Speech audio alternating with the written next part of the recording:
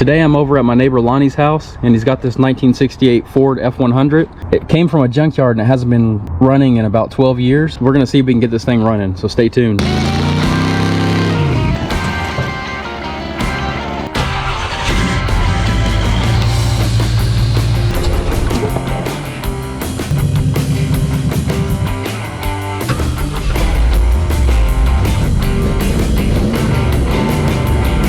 But it's a pretty clean truck. Lonnie already fixed the rust on it on the roof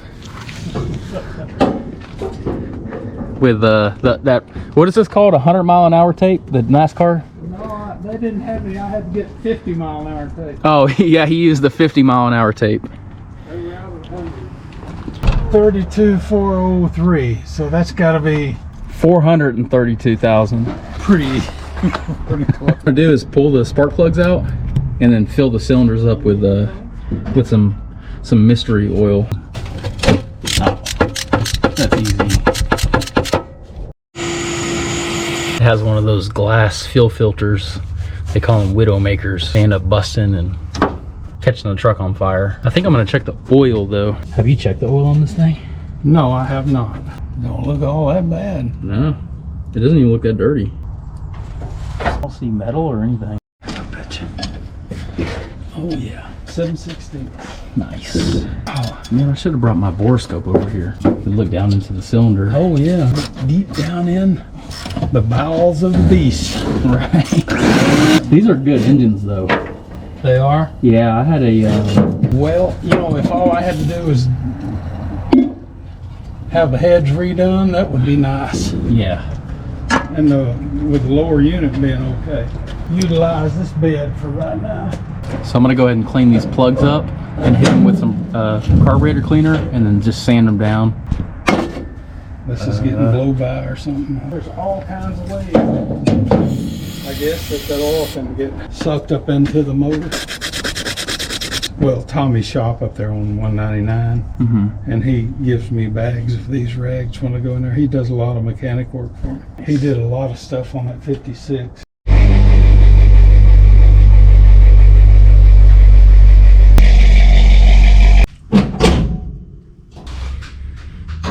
Very intelligent feller. You would. I'm amazed every time I'm around him what he knows.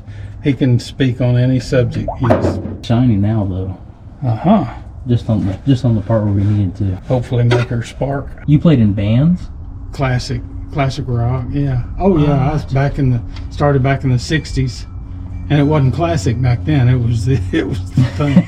But this last band I was in, which I retired from music about 5 years ago, and it's called High Roller Band. They're real well known around the Dallas-Fort Worth area. I see that spark plug deal, the socket. This.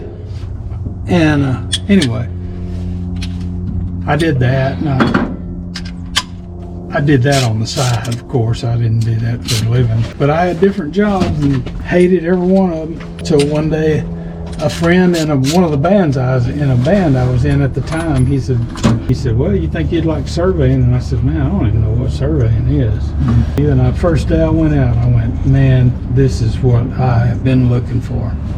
So that's what I've been doing all my life. My number one love, of course, is music. But you get out there and you start surveying these old pieces of property, and you find a corner that was set back in 1804 or something like that. And I mean, it's fascinating. I guess we can go ahead and put the battery in it. Okay, now what do I need to get? Some electrical tape, because look at this, look at that cable going to that starter. We don't want to burn the rig down over a low cable. So far, the only sign that I can find that why the truck was parked is this situation. Looks like the wire was melted, and it's pretty brittle. Tape this up so we don't burn the rig down. All right, we got the battery on there. Yeah, the positive will reach. Here, I'll put the positive on first. Yes, please. Oh, we don't have any just tap it and see what unwarranted explosions. And just smell for anything burning. I don't see any smoke inside. Well, oh, you didn't. Spread it out a little. It won't go down on the post. go ahead and tighten this one, and then we'll leave the negative loose in case we have to pull it. People get so mad about battery cables on these videos. You wouldn't imagine how many people talking about tighten the dang battery terminal, and I'm like, man, I'm not. A car's been sitting for 25 years. I'm not about to tighten the cable. I don't even know what the wiring's like, you know. How old are you, Lonnie? 78. Man, I hope I'm as spry as you whenever I'm. Well, how about I just hold it with the channel locks? This one. The other side. Oh yeah. I'll get you there. How many beers did you drink it? Look. I haven't drank any today. That's the bad thing. It makes it even worse. All right, let's try it. Okay. Contact. On. Starting. Oh, it's spitting back like it.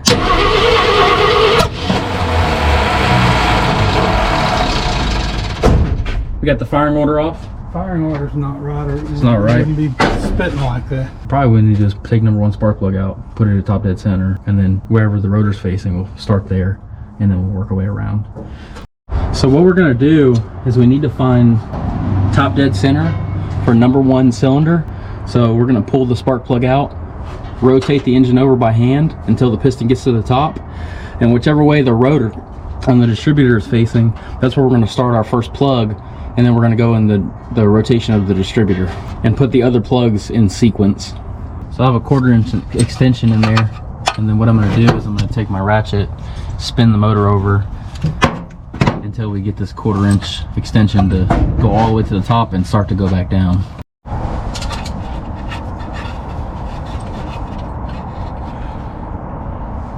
So our piston is at top dead center, and our rotor facing right to the right, just like on the diagram. What I'm going to do is I'm going to start my number 1 plug, and I'll work my way around, get the right firing order, and then we'll fire the sucker up. Oh, or something. You know how these farmers do. They drive these trucks, and one day they go, all right, I gotta go get a new truck. Yep. That's it. Adios. Time is money. Usually they'll just pull them out there in the field and go up to the dealership and get them a new one. And it'll just sit there in the field and just rot. And that may be the way the guy got this. So when you bought it, did they say anything? No. They just said, here's the He just truck. said, hey, it's got a good motor in it. That's what they, of course, you know, everybody's going to say that. He followed that up with rebuildable. It's got a good core motor in it. And then what I didn't hear was he said, sucker, when I walked off.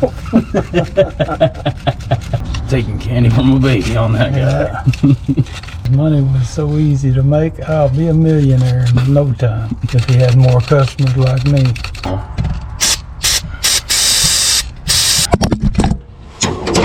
Our shot.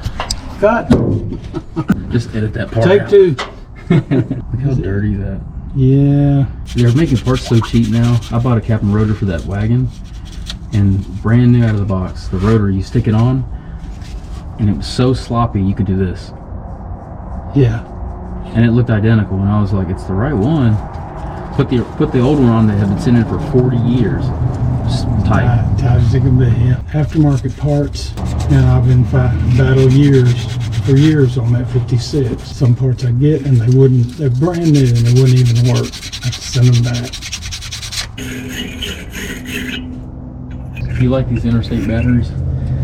Yeah, I've had real good luck with them. Tommy sells them down there, and that's why I buy them.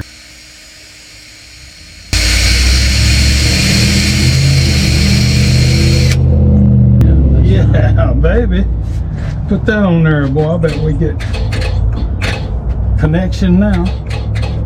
Is that the horn honking? I think it's this. Oh, the key must be turned It on. is. I can feel it. Yep. That's a voltage Must be regulator. to the headlights, right? Oh, it's a voltage regulator. Yep. For the alternator. Pretty cool. Voltage regulator. Try it now. See what happens. That motor don't sound. It wasn't going clunkety clunk. It's just going real smooth. I don't hear any valve train noise or anything.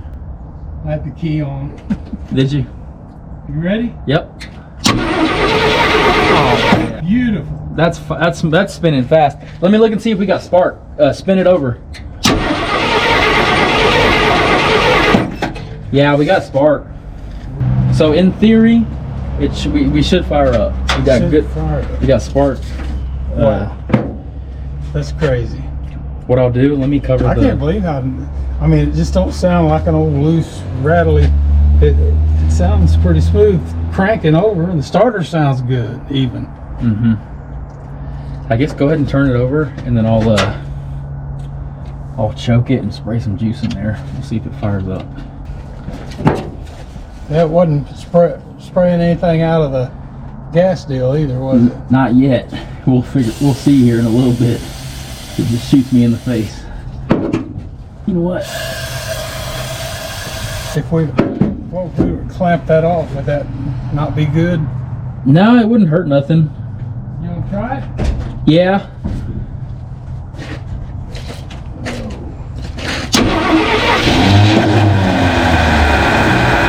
Start it up. Keep spinning on it.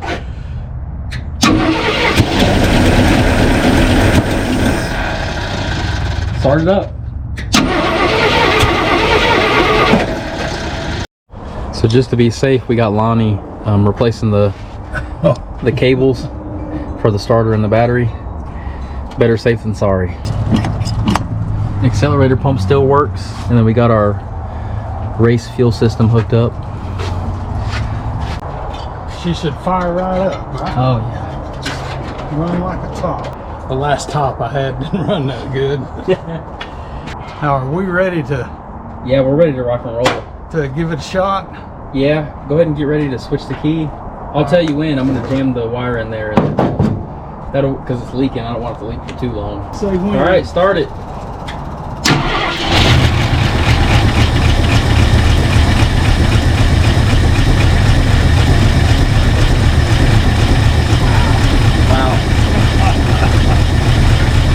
That's amazing. It sounds good too. Yeah.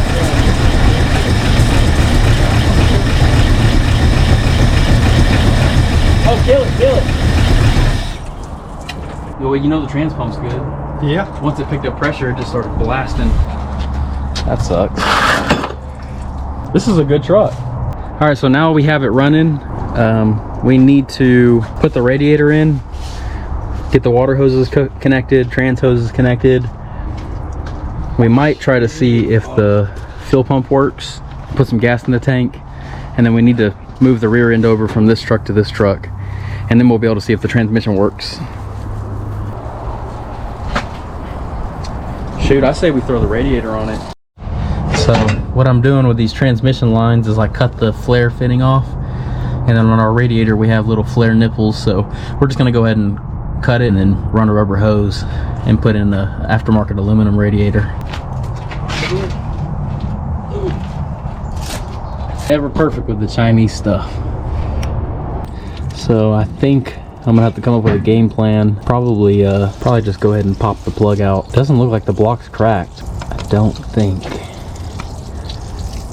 Yeah, it looks like it's just coming straight from the plug. I didn't want to have to sit there and bang a freeze plug in. Got one of these little fancy expandable plugs. Pop that in there and should plug us up. And I got to button up the rear end, and then tomorrow we'll come back and see if we can drive it. So I fired it up and ran it, but my camera died. So I'm gonna show you. It doesn't run perfect, but it needs some tuning.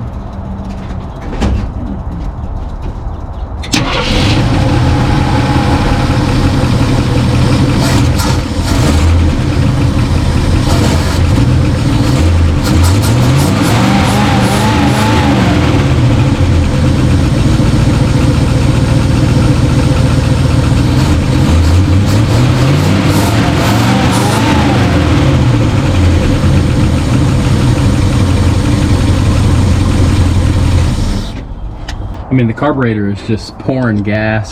We got a bunch of junk burning off from sitting for, and there's like barely any acceleration. So I'm pretty sure the accelerator pump is bad. When I give it gas, it's just, you got to sit there and like feather it. A brand new China Bay radiator is leaking, but I really want to get that rear end hooked up so we can see if the transmission works.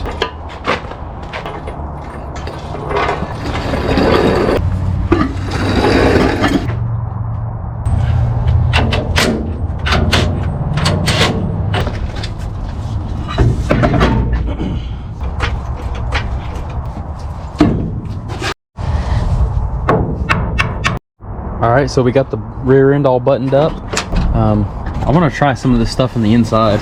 I don't think I've ever seen one of these trucks with a headliner in it. Anyone that I've ever seen has never had this bare metal roof. Pretty nice it has the original. Let's see what works and what doesn't work. Keys on. So the dash lights work. We don't have headlights in it yet. Wipers? Making noises. Yeah, I can hear it going clunk, but it's not doing anything.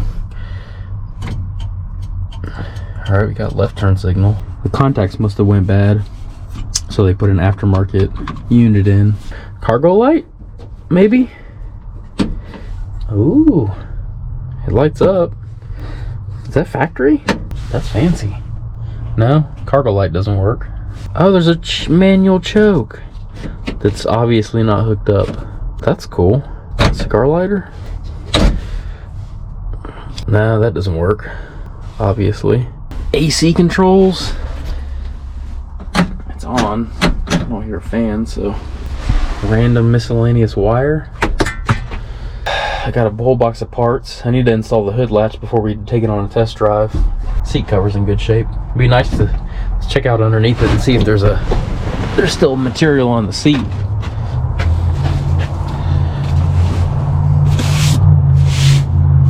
No.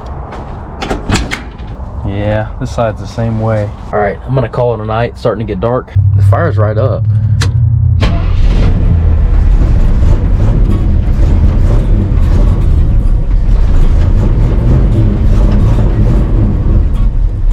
It'll sit there and even idle. It's pretty quiet too. I mean, it needs a lot of tuning, but.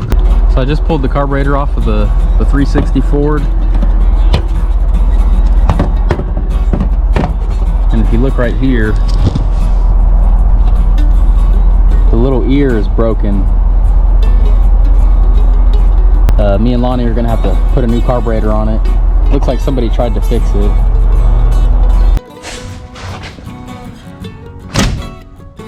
You know, keep the rain and stuff from getting in there. I bet you that breaks all the time on these cars, huh? Actually, I don't know. You know, back when I had a 57 and a 55, I never had any problem with them. They worked because they were from the factory, and nobody had jacked with them. Well, this one, it took me forever to get this. Then they put an aftermarket door on that side, and that ruined everything on the other side. I just could not. I tried and tried and tried and could not get that flap.